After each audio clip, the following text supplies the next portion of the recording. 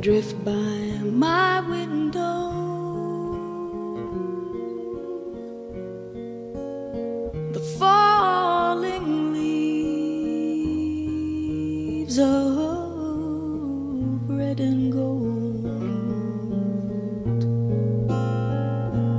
I see your lips,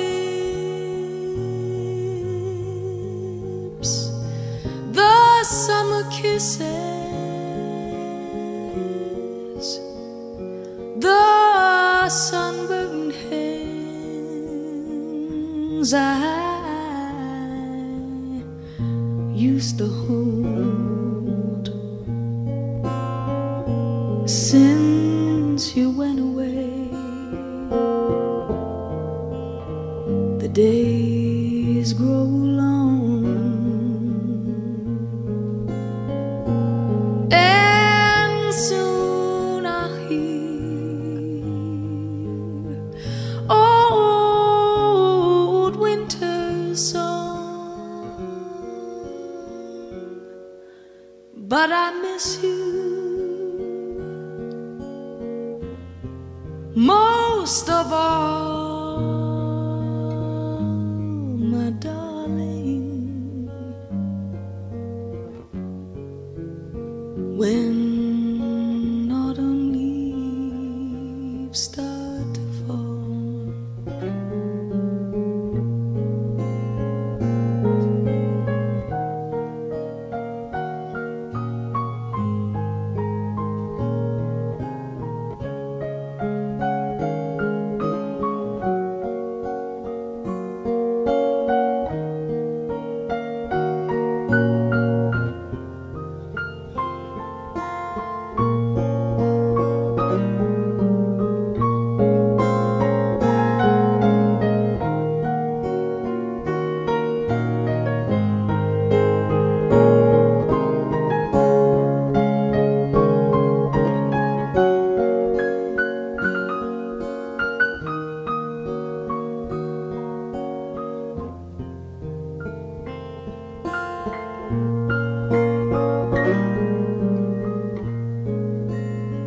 since you went away,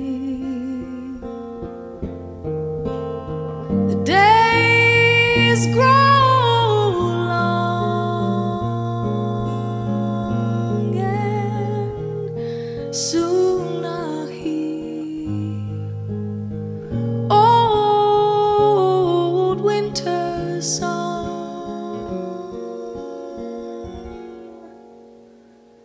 But I miss you most of all, my darling.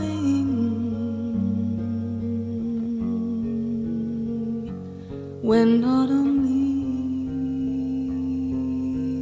leaves start to fall, I miss you most of all, my darling. When autumn leaves start to fall.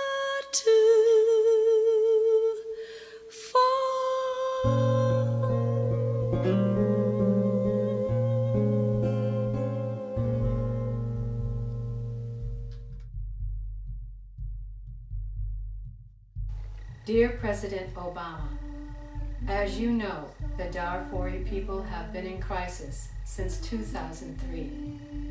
You were one of the U.S. senators who gave voice to the genocide and the need for leadership and action to save people from genocidal actions.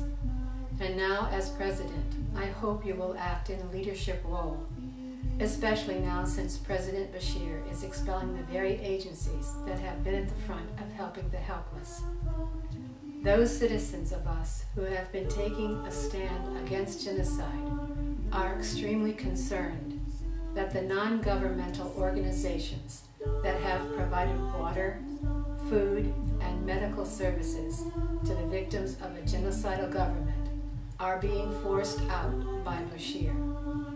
We know what can happen if we have no backup plan in case the expulsions are not reversed, as you have called for. And it is a big if that can very well become present and then past. Those of us who are engaged as citizen activists, to say the least, are impatient.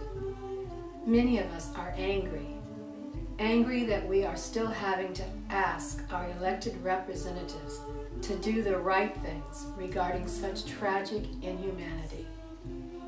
Personally, I got involved in 2004 as an activist against genocide, and it was in direct response to making myself educated about the Rwandan genocide of 1994. I do not want to be part of complicity. I know we are all the keepers of justice, and I know where there is a will, there is a way. Let us use our will to make a way about this defining issue. In Sudan, we have an emergency. As you said, President Obama, we can't say never again and then allow it to happen again. November 2007. And yet, that is what we have done repeatedly, year after year. Murder after murder, rape after rape, starved to death after starved to death, torched village after torched village, lost childhood after lost childhood. We have said never and never meant it.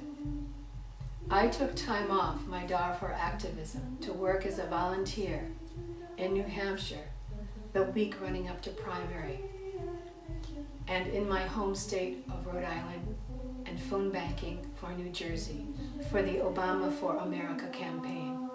And the reason was that I believed you would make a difference, that we needed to stop what is going on with the Darfuri families. Today, I was on a national conference call that was prompted by average people who are so afraid by the situation in Sudan and what looks like lack of forward-looking action needed to stave off what will inevitably come without the needed leadership. The game playing by the Sudanese government has only been in competition with the game maneuvering of the international leaders who have allowed the genocide to go on and on. As activists, we have been lobbying, rallying, emailing, calling our elected politicians, organizing, divesting, sending letters to the editors, blogging about Darfur. Activists have kept Darfur in the news when the media has chosen to primarily marginalize the story at best. We have tugged, and people are dying of thirst for water tonight. I have a warm bed at night, but there are Darfuri children who have never known a night with a comfortable bed because they were born in a refugee camp, and perhaps born from a rape that came from one of the Janjaweed. This is our defining moment, as you so correctly said repeatedly. Please don't let us be defined by lack of leadership, our inaction, and toothless rhetoric regarding Darfuri people. We are outraged. We are worried. As an activist, I am crying out to you because I believe you mean what you say. We, the people of the Keepers of Justice, want you to take the measured, dramatic, bold steps needed to get water, food, and protection to the Darfuri people of Sudan. If the leadership doesn't come from you, Mr. President, then who? If not now, it may be too late for those on the brink of becoming not only voiceless, but breathless. With much respect.